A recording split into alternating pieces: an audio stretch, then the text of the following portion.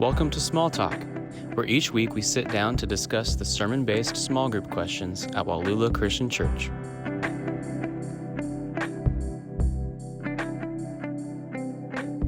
Hello and welcome back to Wallula's weekly podcast, Small Talk. My name is Zach Bolin, joined by Craig Archer and Lance Kaufman. We're glad that you're with us today. We are wrapping up 2024. This will be our last podcast of the year. And so, we're excited about that. We're in the middle of our Home for the Holidays series, looking at the birth of Jesus. And so today we'll be looking at Luke chapter 1, when Mary finds out about the fact that she's going to have a child and her reaction to all of that. But before we do that, we're going to jump into our first question, the fun one. It says, what is one landmark, restaurant, or tourist location that is specific to your hometown, and how is that landmark significant? So I don't know where, I kind of know where you are. You've talked about McPherson before. You said it right. But I don't know if there's anything unique about it. Is it anything good? Oh, man. Get ready. All right. I love McPherson, but it's not a place of tourist attractions. I mentioned this earlier. I looked up on TripAdvisor things to do in McPherson, Kansas. I know what there is to do, but I thought, what does TripAdvisor think? There is a museum, the McPherson Museum. Did you know about the museum before you looked it up? Yeah, I went there like elementary school, school field trip. I don't know what's in there. I don't remember much. I think there's some dinosaur bones, some like old movie film, movie props, that sort of thing. So that's in there. So go check out the McPherson Museum. The other thing is the Opera House came up on there. I kind of forgot about that. It's a cool building. It was renovated kind of when I was in high school. That's a really nice theater. So there's that. But the thing that I thought of, the main attraction of McPherson is called the Roundhouse. Okay. Do either of you know what I'm talking about? There's a Nintendo. There was a Nickelodeon show called The Roundhouse. Oh, I used to watch. Didn't know about that. Yep. So the Roundhouse is the gym at the high school. Oh. There's been multiple. Just a gym? Just a gym. Oh, I'm sorry. You don't just go into. I'm sorry. I cut you off. My apologies. I cut you off. You don't just go in and win a game in the I'm Roundhouse. sorry. Roundhouse my bad. is Please the explain to Roundhouse me. of Doom. Sorry about that. Go ahead and finish. Yeah. So when I have told people that I'm from McPherson, they'll say, "Oh, I've been to the Roundhouse." Okay. It's the gym. It's where basketball is played on Friday nights. Right. So if you're in the area on a Friday night, wintertime. But literally, though, you're talking about just a school gym. Yeah. The thing is. Yeah. But I mean, like, why is that? Why is it listed as like this is one of the things to do? So, or why is it called? This wasn't on. This is my. Oh, okay. I'm off of TripAdvisor now. Okay, I thought TripAdvisor was like. So you have the basketball floor, but then there's not like bleachers on each side. Bleachers go in a circle around, and so when there's a walking loop up on top. Is it like a wall and then it's up high, or there's no stairs going up to the bleachers? Is it already on the second level? Like you walk in. This is how my middle school was. You walk in and you're on the second level. Oh. And then the gym floor is like down. Yeah. Okay. In like a pit sort of thing. And there's bleachers circling the entire thing. Gotcha. There's a gym around here like that. Is Tonganoxie like that? I don't know. It's not circular. It's rectangular, but it is surrounded like that. Oh, I was like, Lansing's, you come in from the top and go down. Yeah, that's what I'm thinking of. Yeah. Tonganoxie. But it's not circular. Right. The Roundhouse. The Roundhouse. And McPherson has a reputation for being good at high school basketball. Do they? Yeah. And so, like... I've not heard that. I hadn't heard it either.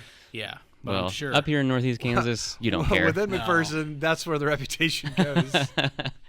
But they have, like, around the wall, you have the McPherson Wall of Fame. Yeah. Dating back, like, lots of decades. Sure. Fun fact, my cousin is going to be on that wall. Whoa. So good for her. What does it take to be on the wall? How good do you have to be? Good. Really good. She's like multiple state swimming champion medals. And I was thinking basketball. I thought we were still. Oh, it's just Just on stuff. All So your accomplishments. cousin is still in high school? No, she's in college now, Oh, okay. but she's going to be inducted soon. I have other questions that don't matter to any of this. So normally I think of like people who did well in high school, if you went to state or whatever, then you make the wall. But you're saying, no. Even if you graduate, you may not be up on the wall. It depends on after, like in college. No, it's all like things you did in high school. But if Right. the wall, there's like banners and Right. like Yeah. the records. But this is like I think multiple. the Hall of Fame is different than like just record holders. Yeah. Oh, I'm thinking record It's not holder. like This the- is like she went to state every 4 years for swimming and won medals Right. and championships. in high school. Yes. It seems weird that they didn't already do that when she was Well, graduated. Hall of Fames, you have to like retire. Okay. You know. Yeah. So yeah. So it's It'll always take a people while. that are out Yeah, yeah, and yeah. they come back for it. Wow. Okay. I didn't realize that. Yep. I don't think Lansing has that. I think it's just if you win something, Just the roundhouse. the trophy's just. There's not a Lansing High School Hall of Fame. I don't. If there is, I don't know. I'll tell you right now. It could be. I don't know because I'm nowhere near any of it. We better work on that. But I think. But there's not, definitely yeah. trophy. Like if you win state, if you've done whatever, Sure. all the trophies and accolades are up. But as far as Right. like, and now because of this, then I bet there's probably is. okay. Yeah. In That's not on McPherson, my list people, of like students, there. I know people that were like, I want to be on this wall. Right. Yeah. It was a big deal. Yeah. My kids graduated from Bonner Springs. I know there's a Bonner Springs High School Hall of Fame. Wow. Because I've been at games or whatever when they've announced this. Who's going in the Hall of Fame? Yeah. Man, if there is, I've been just but- out of the loop. But like Seaman High School, I graduated from Seaman High School in Topeka. I don't know if there is Yeah. a Seaman High School Hall of Fame. I bet there's probably a Lansing High School Hall of Fame. All I know is the trophies, and then there's the one long hallway that has every single graduating class pictures, Right. like the whole thing, so you can walk down and see all the people. Anyway, don't which know. that's fun. I'm on that one because I graduated. That's all it took. Just that you didn't drop out, and you showed up when the pictures were. Supposed to take the pictures. All right. So speaking of Lansing, I actually was born and raised in Gainesville, Texas, but only until about second grade. And so I have no memories of like, oh, here's all the classic stuff. So we moved around a bit, and then in eighth grade I moved here, and I've been here ever since. And so I just feel like I'll claim Lansing right now as sort of hometown. So I had two of them, but it didn't make it any easier because, man, I was like, what all do we have in Lansing? I was like, oh, you could go to Homer's or the prison, Leavenworth Prison. You know, there's a big dinosaur from that bowling alley that's been there forever. It's a remnant. And I was like, those are all Leavenworth. That's nothing in Lansing. So I was like, there's got to be something in Lansing. And I was really racking my brain. There's an old schoolhouse that's now apartments on 4th Street. So I was like, really though, and then I resorted to like, I'm just gonna look it up. What would other people say? And it was like, they got a Dairy Queen. They got a. I was like, come on, internet. The only two things I could really find that were kind of noteworthy were like the Lansing, not Hall of Fame. You got me thinking of it, but the Lansing Museum, which is. I've never been to, but apparently you said, I think it's only open on Saturdays. I almost went there just to be like, is there anything around? But then the big one was the Kansas State Penitentiary, which is kind of noteworthy. It gets overshadowed because there's 3 other prisons in the area, including the federal penitentiary, oldest working federal penitentiary in the U.S. in Leavenworth, which is like 10 minutes from the Lansing one. But it was built in 1860, 4 years before KU. Know a lot of facts. I looked it up. The Lansing one? Yeah. I'd always heard that KU and the state university and then the state penitentiary were kind of same time. I heard they got a choice. That's what I heard too, and I think that's just one was like it's like they started in 1860, but it didn't really go until 1864, which is the year KU started. So they both were going at the same time being built, but I don't think the choice thing. I couldn't find anything about that Lansing got the choice. It did. No. It did get certified here before Lawrence got theirs. So like we did have, like we were the ones who it started with, but I think it was just, I don't know why they picked Lansing. It had some land. Someone sold it to them for like $600 for the 40 acres. So I think it's a good deal. Let me see. What are some other fun facts about that penitentiary? It listed some famous people that I didn't know, not like in Leavenworth, and they didn't have a kitchen for 4 years. So but it didn't say how they got around that. I just so the kitchen was built like 4 years after, and They probably DoorDashed. in my mind, they had some gift cards. In my mind, I was like, you just said, you just left it like, yeah, and then 4 years later they had a kitchen. People already living there, so I don't know. They didn't say here's how we worked around that, but yeah. That's about it. I mean, I remember when I started coming here, I would see prisoners, inmates, mowing the median of the highway because they used to hire them. And so, and being kind of freaked out or weirded out by that, and everyone being like, oh, yeah, it's fine. There's always prisoners around. Like, there used to be a lot more prisoners working around this area. Yeah. It wasn't uncommon to hear the alarms going off. Now they don't Someone go had off. escaped. Now I haven't heard it go off. So either they're better at security or they really don't want people to know. Yeah. Well, so I think it was the month that we moved here. Someone escaped. Oh, yeah. And it was just kind of like the timing of that was funny. Yeah. Because we'd never lived in a town No surrounded by prisons. no one's worried. Right. Yeah, and then there's no alarm or it's just like he went out. Yeah. He's gonna go the other way. Out. We'll find him. He's on a stroll. Yeah, he'll be all right. Yeah. But yeah, that's about all I got here. He's probably just checking out the Dairy Queen. That's right. Heard about What's it on great about TripAdvisor. Lansing is it's close to other things like Leavenworth and also Kansas City. So that's what we have going for us. Yeah. The main thing on TripAdvisor for Lansing is Kansas City. It's cheaper to stay at than in Kansas City. Yeah. Quick trip to the Legends, Orzona Rosa. Anyway, what do you got, Lance? Well, I grew up in Topeka, Kansas. I didn't check TripAdvisor or any websites or do any research into Topeka. It's Capitol. There's a Capitol building. Yeah. You probably. I was going to say, you got some stuff. Yeah, you probably went on a tour, right, in grade school? I did. Did you? You weren't in 8th grade. You didn't.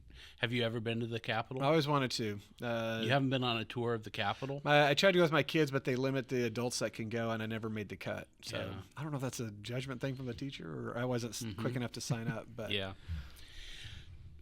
don't know. They got to go up into the Sailor went up right. into the dome and outside. Yeah, that's cool. I was really bummed. I was like, I don't think I'll ever get to go. I can't go with someone else's kid. No, I can get you a trip to the Capitol. Can you? Yeah. We have friends. Do I just say Lance Kaufman says? No. But he's a pastor. Yeah, we've got. Yeah, we have friends who are involved in. Do you want to name drop them now, ministry. or do we want to protect them from? Yeah, we want to. The masses that hear this thing. People will probably be. Don't want to bombard them. Yeah, with requests to go to the Capitol. Okay. So there's Capitol. As a kid, I remember there used to be a little amusement park in Topeka. It's not there anymore. It was called Joyland. And I've heard of that, actually. Yeah. So I remember going to Joyland. They had a little roller coaster and carousel and some other ride, bumper cars, that sort of thing. And a bounce house. I remember they called the Moonwalk. Oh, Moonwalk. Okay. Yeah. Moonwalk. Yeah. So Joyland. I remember that. Yeah. That's all I've got. Okay. What I was curious if you were going to say the Evel Knievel Museum. That's new. That's new. Yeah. So that wasn't around when you were growing I up. don't know how many years it's been there now, Is but he it's from since Topeka? I moved away. No, he has nothing to do with it What? at all. Probably just Topeka a fan. Yes, I don't know. That's exactly it. I think the guy who owns, I'm speaking off the cuff here, but I think he owns like the Harley Davidson dealership or something like that. And so he's got the motorcycle. Yeah, scene and he's there. just a Evel Knievel fan. wow. So he just had all the stuff Yeah. and opened an Evel Knievel museum. I did not even know. No about that. connection to Topeka at all. Yeah. There is the Kansas History Museum is in Topeka. So, yeah. I guess that makes sense. Yeah, I guess. Because it's the capital. Yeah. You know. Mm-hmm. Oh, There you go. there. Yeah, There we lots go. of stuff. Are we good? I think so. People are going to be rushing to these towns now. I was like, man, I don't have a lot. I feel a little dejected. I really wanted to have game something. in McPherson. Yeah. Yeah. Hit up The prison. Capitol and then to go see the prison. Yeah. I've watched lots of baseball games in McPherson, but never how far never are those basketball. two? How far are they apart? Topeka and McPherson, 2.5 Oh wow. hours. Yeah, Oh wow. Okay. takes us 3 when we leave from here. Yeah. Okay. Yeah. it's not really easy to get to. I mean, it's not hard. We're not in covered wagons anymore, but we do have the interstate, but Yeah. because you just gotta. Well, yeah, there's it's two just ways, kind of, but it's kind of yeah. It's not. It's just a little off the beaten path. Yeah. A little bit. All right. Well, I hope everyone's enjoying this conversation as much as we are. Yeah. Go check out Evil Knievel in Topeka Yep.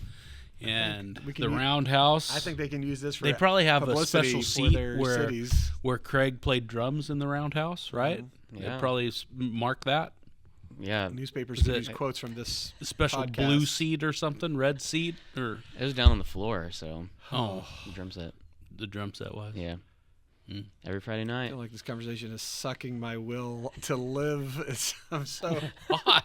I don't know, that's a terrible. quote. That's a quote from a movie. But Oh. I do feel like it's. It's terrible. I don't even know what quote that's from. It's something. I feel like you needed to come Oh. with better stuff for Lansing. Wayne's World. That's what That's it was. what I think. I I should. let down. I'm sorry. I mean, you've been to the Lansing Citizen class. Yeah. You You're a didn't learn graduate. anything I am about. a graduate. Yeah. Yeah. You were in the magazine. You didn't. I learn was in the any- magazine. I learned. It's just how there's a library. But it wasn't historical stuff. It wasn't. Oh. Every place has a library. Oh. It wasn't historical. It was just like, here's how the water treatment plant Yeah. works, and here's Yeah. the library, and here's where we put our Right. bulldozers for when it snows, and we can salt the ground. It was interesting, Right. informative. You should sign up for the Lansing Citizens Academy. But One of the cool things about this is another landmark I remember. As a kid, you can walk. What is it between? It's like between the State Building and the Capitol Building. There's an underground tunnel that you can, go back and forth between. And I remember as a kid, that was pretty cool. You walk through the tunnel underground, and there was this snack bar in the tunnel. And what I remember about this as a kid is that this blind guy ran the snack bar. And you went up and paid, and this blind guy just made change. And it was pretty fascinating to me as a kid that the blind man, just you told him, I guess. Yeah. I don't remember exactly, but I suppose you had to tell him this $5 bill. Yeah. I don't know. I don't remember that part exactly. But it's like a TV announcer the other day said the goalpost in a NFL stadium is about the width of a $5 bill, and Sherry said, "Isn't it the width of a $10 bill or a $20 bill?" Yes, it's all the same. So that's all. of a $100 bill. Yeah. Yes. Yeah. Yeah, that is That's weird. Why would funny. you pick that one? Yeah, I don't know. It's $1. I don't know. Yeah. That's true. Any U.S. currency. Yes. Okay. Well, I think we've officially answered it. I've said all the things I know about Lansing. So, if anyone knows anything else, you can come let me know on Sunday or at some Comment. other time. Come comment Let's on get some the action in the Comment. comments. Yeah. Let throw us it in know. yeah. Let us know. There was this gentleman who we had these. We replaced the lights in the gym. Do you remember this? And so we were selling or giving away Yeah. All those big. the old Yeah. canister lights, Yeah, and yeah. this gentleman came to Oh yeah. pick them up, and he knew he was starting an Old West museum. Oh yeah. Oh, I didn't know this. Or Yes. had a plan to do that, Uh-huh. and he just laid out all this great information about the Old West and Lansing, and man, we should have had him on. Should have saved it for this. Well, yeah. one of my neighbors down the street, he's lived in his house for 40 years. Mhm. And so my street, it's paved. When he lived in his house like 40 years ago, it used to be a dirt road Whoa, with a Yeah. field behind it. Oh, Sure. wow. So we should have him on. Yeah. right? Sure, he's got some facts. Yeah, he knows some Watch him stuff. be on and be like, "Yep, it's all dirt. All dirt. It's all." Now it's not. Now it's a Yeah. concrete jungle. Now this is. Any other questions? Yeah. Okay, we better move on. We should move on. I would like to note knew that we'd get so sucked into this. last week I wore a Christmas sweater because I was, tis the season, Uh-huh. and so this week I thought, yeah, we don't need to bring it up. We all know what we need to do, and so Lance and I Yeah. coordinated Christmassy, and Felice Navidad. so Craig, I didn't know if you wanted to address the audience. Is everything okay? I'm fine. Yeah, Katie said, I can go home and get a shirt over lunch. Well, here's the deal.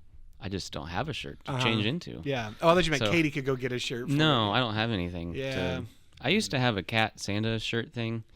And Why would someone wear a cat on their Christmas shirt? I don't know, it's ridiculous. That's what I That's had a on- ridiculous idea. That's what what I you got got. on mine. Yeah. Oh, wait. Zach is wearing a sweater with... Wait, were you doing that to make fun of me? No, Oh, I you really used had a to have cat? one. I was like, Yeah, because yeah. that's exactly what I got. Yeah. So Craig needs a Christmas sweater. So I do. if you're If listening, anybody Christmas wants to sweaters for bring- Craig. Yeah. Because last week the call out for Christmas treats was a huge success. Did we didn't get any? Nothing. Nothing was shipped. No. Yeah. No. Yeah. Well, Mom's really letting There you go. us down. I just feel like there's people right now listening to this being like, are they going to get to these questions? They're looking at their watch and they're being like, Do you think it that's is. what they're- It has been. They're like, maybe it's good we have a break coming up. It is. All right, we're gonna go ahead and get started. We're looking at questions number 7 and 9. And number 7 goes like this: what was Mary's response to the angel's news? What progression do you see in Mary's responses in Luke, and what can we learn from her response? So she's hearing from the angel that she is going to have a son, and then she has these different responses and interactions as she's sort of processing all of that. So what was her response, and what was the progression like in that, and what can we learn from it? Craig. All right. Well, I'll just go through the verses that are mentioned in the question here and give kind of a chain of events. In verse 29, when she is greeted, addressed as "O favored one," in 29 it says that she is greatly troubled. Kind of a state of shock, not understanding why she would be the subject of this interaction, a heavenly encounter on her. It kind of shows, I think, a little bit of some of her like maybe humbleness or like modesty towards it after being called "O favored one," just like caught off guard that she would be addressed that way. And then as you go through, as she learns the news of God's plan, what's supposed to happen with Jesus' birth, verse 34, she asks the question, "How will this be?" And so she's puzzled, but trying to ask questions and figure this out. Obviously confused about the possibility of a virgin birth. And then you get to verse 38, and where she says, "Behold, I am the servant of the Lord. Let it be to me according to your word." And then the angel departed. And then so there you finally get to the end of this interaction where that, especially the phrase "let it be," it's kind of like we get in the beginning, she's troubled, she's kind of confused, and then she gets to the point where she's submitting to this plan that God has for her and for Jesus's birth. And really, Lance talked about some of the tension that would have been surrounding, like what she's thinking of a baby out of wedlock and the circumstances of that in ancient times. She might be thinking like this might lead to my death, and that's one possibility. But we see her submitting to God, trusting that this message is from God and that He will see it through. And I don't know how long this interaction really lasted, but like weighing all of that in the moment, and then finally getting down to like kind of what this question says. Like she says yes. She says, "Let it be so," and she's really going to trust God through the process. Right. Even though I'm sure, it's not an easy decision. She's weighing all these things. There's a lot of tension. But yeah, just like kind of letting go and trusting that God's going to work and follow through. Yeah. I like you said, I don't think I thought about it, sort of the progression of her thoughts, until this question came up and when I was looking at those 3 verses specifically. But yeah, it says, initially she heard she was greatly troubled, and then she's questioning, and then ultimately she's saying, whatever your will is. And looking at those sort of like 3 reactions: being troubled, questioning how any of this is going to happen, and then ultimately submitting. I think it's just so normal. Like that's our story too. It's anyone's story who's following God. And so It reminds me of in Isaiah when he's like, "Who will go for me?" And he said, "Here I am, Lord, send me." Ultimately, we all come to the same place where, she said, "I am the Lord's servant. May your word to me be fulfilled." So ultimately, we submit, even though she has no idea what is going to happen, how it's going to turn out, good or bad. Mm-hmm. She's like, even though it's not like he said, "Well, here's the answers to everything." She's like, "Well, whatever the case, I want to submit to you." And so I think, we read her story, and it is remarkable, and it is one of a kind, and it's nothing that's going to happen to us specifically. But, we're not asked to do what she did because there's only one Mary. However, we are asked to have the same mind and heart. And so there's times when God calls us out of our comfort zone that we are initially going to be troubled by. I don't want to change. Mm-hmm. This seems really hard. Even if it's something internal, like to forgive someone, or external, like I want you to go talk to someone or start this thing, or whatever it is. If you feel like God is calling you to something, it is totally normal to not freak out, but be greatly troubled, and and then to rationalize and be like, I don't know how this is going to work, and how question it. But at the end of the day, just like Mary, just like everyone else in Scripture who obeys God, we just come to a place where it's like, I want to be your servant. I want to serve you in whatever ways that mean. And so, may your word to me be fulfilled. I put, to obey his word. But our goal is to submit to God and obey him, just like Mary did, just like every other person.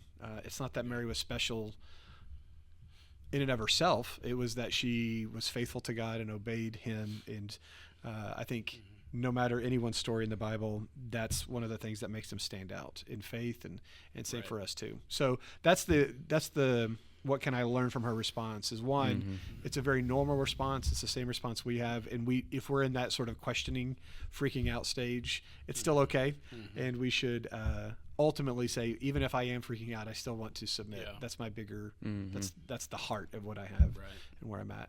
But yeah, I don't think there's anything too much more to be said about the progression. I think a couple things stand out to me, I guess. One is that it's a very natural progression until it isn't, right? That just the angel shows up and she's terrified, she's scared, and greatly troubled, and I think that the fact that there is a God who created the universe and he wants to know us should trouble us some. That's a natural condition to be in, really. This God of the universe knows us. He created us. He knows how many hairs are on top of our head. He wants that kind of relationship with us. And here, he busts into the world to talk with Mary through this angel.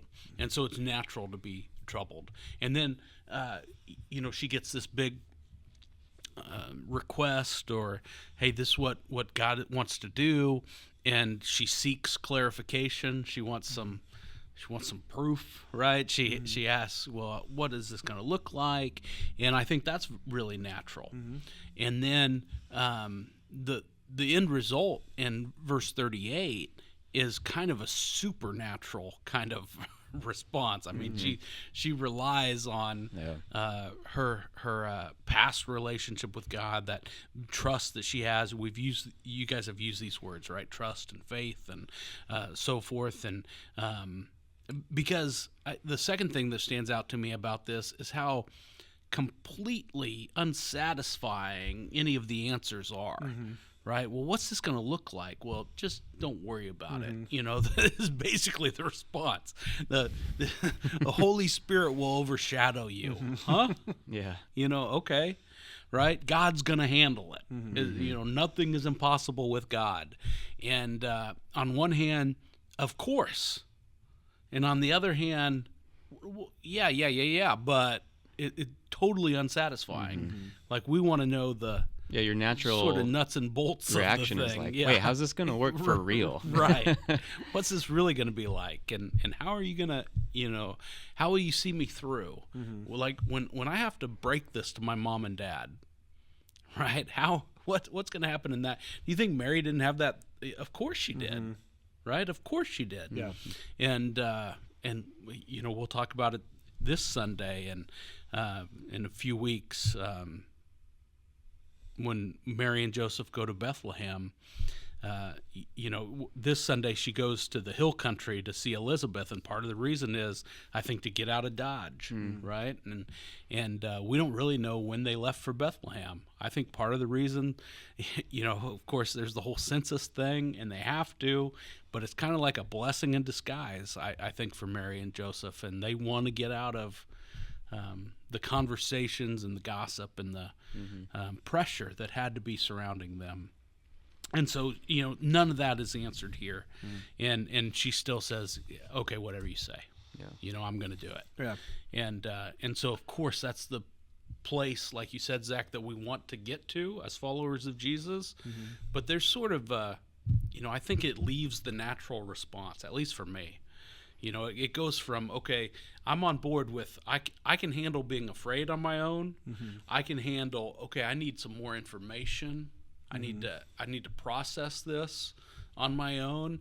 But then taking that step of faith, that's when, oh man, I need help doing that. And so it's natural until it isn't. That's the biggest idea to me here. Yeah. No, yeah, for sure. And as we look at the story, and I think it's important because you've been preaching through this, and so we're breaking down each little story about Jesus coming into this world. And as we take a step back and look at just the whole Christmas story, on one hand, some people focus, I don't want to say too much, but we can break it down. On the other hand, I think some people don't think about it at all. And they're like, hey, it's just about, Christmas time and presents and all that other stuff. So what are some practical ways? This is number 9. What are some practical ways we can say yes to Jesus this Christmas? What does it look like to not get bogged down either way, but like to enjoy both the season and also the focus of Jesus being at the center of it? Yeah. What did you have? How do we make Jesus number one during Christmas? I thought, basically most of the year we were studying Acts, and what over and over, like the conversations we would have here, we're talking about how the church now is one of God's primary ways of working and sharing the gospel, being a reflection of who Jesus is. We're talking about Jesus in the incarnation last week, light into the darkness, and nothing can overcome that. And so really it's like, especially during Christmas, this season, we have a great opportunity to do those things, to be that reflection of Jesus, be a light. And so some of the things that I was thinking about are things that we already know as a church, like the Walk to the Manger offering, opportunity to use financial resources to bless ministries and help them to continue to share the news of Jesus. We put those invite cards on the chairs every week, inviting people to come and worship and hear the good news, but also meet people, meet new people that can become friends and deep friends and join a small group. So I thought about those things. Other than that, we were over the weekend, I think it was this past weekend, when it was really cold and we get stir craze in our house. Sometimes we go with the kids and just walk laps at Nebraska Furniture Mart because there's lots of room there, and they just like walking around and looking at stuff. So burn off some energy. But we were walking in, and they're doing the Toys for Tots donation. And I remember growing up, that was something that my family did. It's like we would go pick out a toy, each of us, and donate it for a family that could use it. It was funny, that conversation with my kids. Elsie got it, but then we were explaining it to Avit, and he was like, okay. And then he was like, so my cousin, he thought we were thinking we're going to buy something for his cousin. Like, no, this is for someone we don't know, but they're going to make sure they get it. And so, but there's just opportunities like that in stores and wherever you go. Did you talk about Samaritan's Purse in the sermon? That? There's lots of ways. I was listening to a podcast this morning talking about, it's all about how we relate to our possessions or our things and how we're going to use them to help people, to be a blessing to them this season where the hard things are harder, and we're able to be a reflection of the hope and the love of Jesus. So it's really just looking at what's in front of you and doing something with it. Yeah. I was thinking of it with, there's always a call like, hey, don't take Christ out of Christmas. And so I was thinking of everything that we do around Christmas time that has nothing to do with Jesus. The food, like all the different foods and treats we're going to be making and eating, the songs we sing that aren't Christian based at all, the parties we're going to go to, for sure getting presents. And you can be like, well, that's kind of tied in, but it's easy to kind of get distracted by that. But I think the big thing that I've kind of settled into after 44 years is all of these things are great. All of these things are really fun, and I enjoy them. I enjoy them a lot. I want my kids to enjoy them. But I also have in my mind, and I was talking to students about this too, is like these things are good, but also realize that they can distract. And so don't think that this is all there is. But also I wouldn't say, so don't do any of it. Like just understand like these things are good in the same way food can be enjoyable or whatever else. But just don't let it take the place of of Jesus. So try to enjoy both. It can be a fun time, but also where we're focused on Jesus. So in the question, what are some practical ways we can say yes to Jesus? I think the reason that so many people get distracted from Jesus because they're doing tangible things that have nothing to do with the Bible or Jesus. So as a parent, for example, I think about with my own kids, I also want to do tangible things that point to Jesus, not just the food and the parties and the gifts. So I was thinking of what could I be doing also with my kids for this example, reading to them the Christmas story, as we go through. I'm planning on the Chosen, which has come out. They have a little 20-minute Christmas video as well. It's a little special episode. So we're going to watch that, as we get closer. Things you could do, Advent candles, right, that you do once a week. But just tangible things that it's not just we do all these things that are fun and then that we really enjoy. And also let's pray to Jesus before we open our presents or something, we can do both. And so even outside of doing things with kids, but you mentioned some of these, doing things for others. So baking food or cookies or whatever, treats for other people, inviting them to church. Your neighbors and whatnot, like you have with the cards, giving to organizations that are in need. So Samaritan's Purse, the Walk to the Manger that we have here, some sort of service project. But I think it's all I encourage all of it. Go do the fun things and also do the helpful things, and let the season be, it could all point to Jesus while we celebrate with each other. And and so I look forward to all of it, and I don't think you need to feel guilty about enjoying things, but just do things for Jesus, but also do things with other people and serve and go Christmas caroling if that's your thing, know. And so all those things I think are good. But anyway, Well, I think everybody's yes is, I don't want to cop out on this answer, but everybody's yes is different. I mean, you mentioned earlier that, look, God had something for Mary to do. It's not, he doesn't have the exact same task or mission for each one of us, obviously. And just what he asks us to do is probably going to be different. And so you have to just be aware and open to what he's talking to you about and how the Spirit is working in your heart. You guys have mentioned so many great options, right?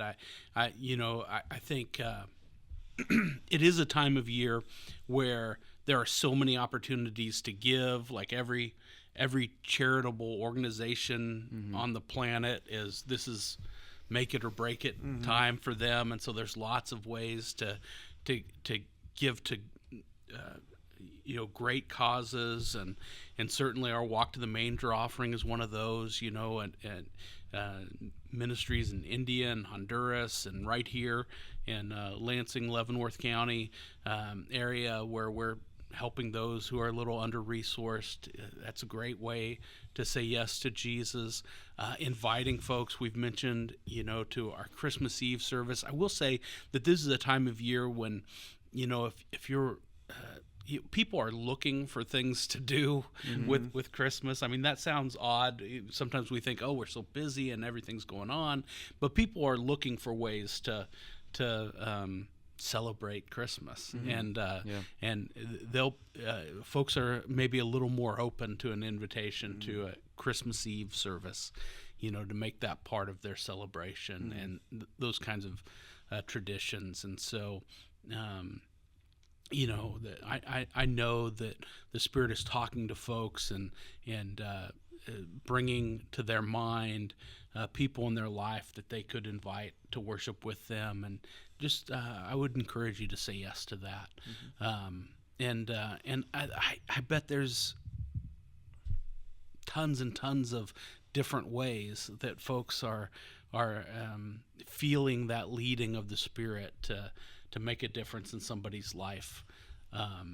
Maybe it's an area of service where you thought, oh, I could get involved with that, and I haven't taken that step, and there's examples still, here at Wallula, our Third Thursday meals, and Shelter of Hope, and just every ministry at Wallula, that makes things on Sunday and throughout the week go, our small group ministries and student ministry, right, and kids ministry, and, maybe God has been talking to you about, teaching preschool, Sunday school, right? I bet I could, do that. And you've thought about, as you dropped your kid off, thought maybe I could do that. And, it doesn't have to be Christmas to say yes to that, but maybe that's what he's talking to you about and this Christmas. And I know there's tons of other ways. I just told 3 stories on Sunday about families that I think is so cool because we don't have anything to do with that. It's just people living out